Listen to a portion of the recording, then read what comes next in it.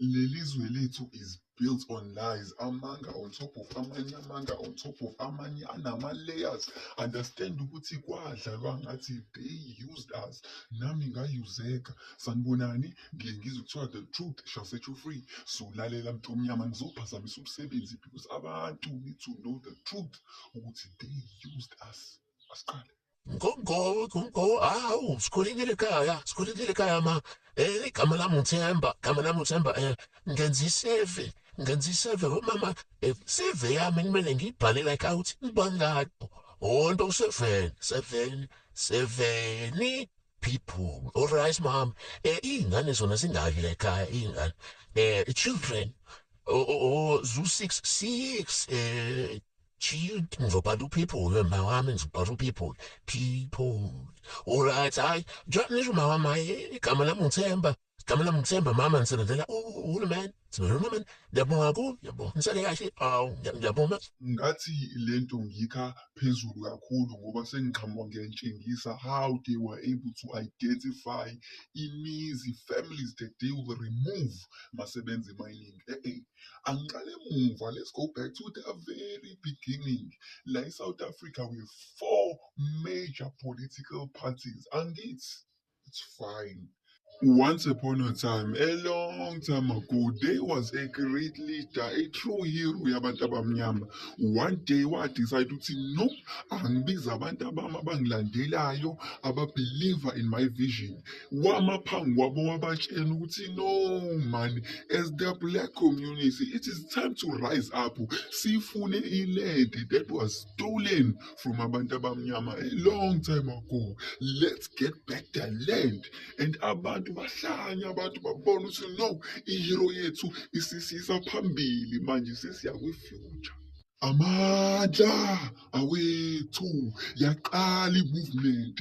All the comrades came together, whether umZulu, umTswana, umVenda. Everyone rallied around this great leader because ibithi let's get back the land expropriation without compensation. Suddenly, a very rare mineral was discovered in South Africa, and igama layo lithium. Yini lithium? We talked about this. Yabona battery, lento phakathi kwi-battery that gives energy to the battery to power imoto, to power everything. That is lithium. Understand ukuthi suddenly sekuvuka ama-mine amaningi afuna to tap into those minerals. Mina nawe, we talked about this. I already told you ukuthi eMzumbe kwadiscover ilithium and eMzumbe yavuka imine ye-lithium.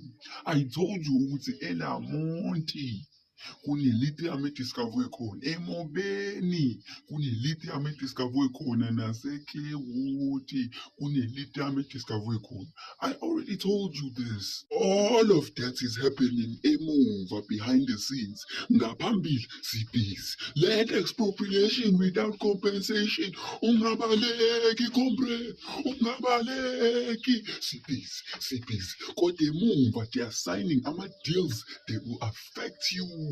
Finally, after years of waiting, ngomhla ka-23 January 2025, our great leader, umuholi wethu, the hero yasemphakathini, uPresident Cyril Ramaphosa, decided to create i-Expropriation Act number 13 of 2024.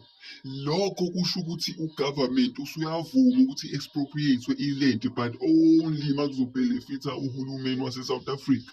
Understand ukuthi the act gives the states legal authority to expropriate property in the public interest or for public purposes only.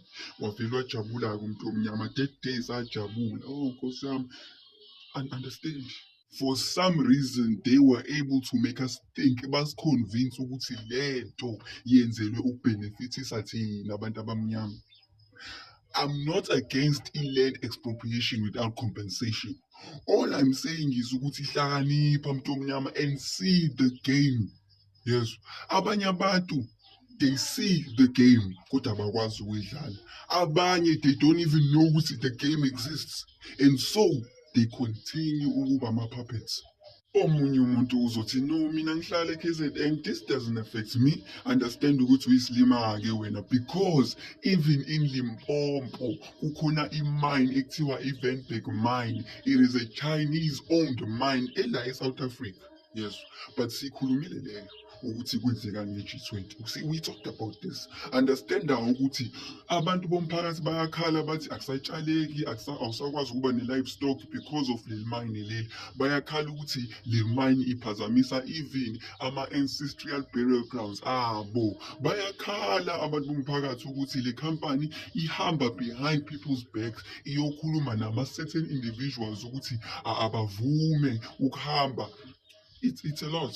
As we speak, njengamanje, currently kunabantu eLimpopo that are losing iland yabo because i-mine, i-Vancberg mine iyayithatha leyo land all in the name of i-development. Understand ukuthi the same act esayinwe uPresident Ramaphosa yasayinwa not to favor umuntu omnyama, but it allows the state ukuphuca abantu iland. Why? Because sekudiscover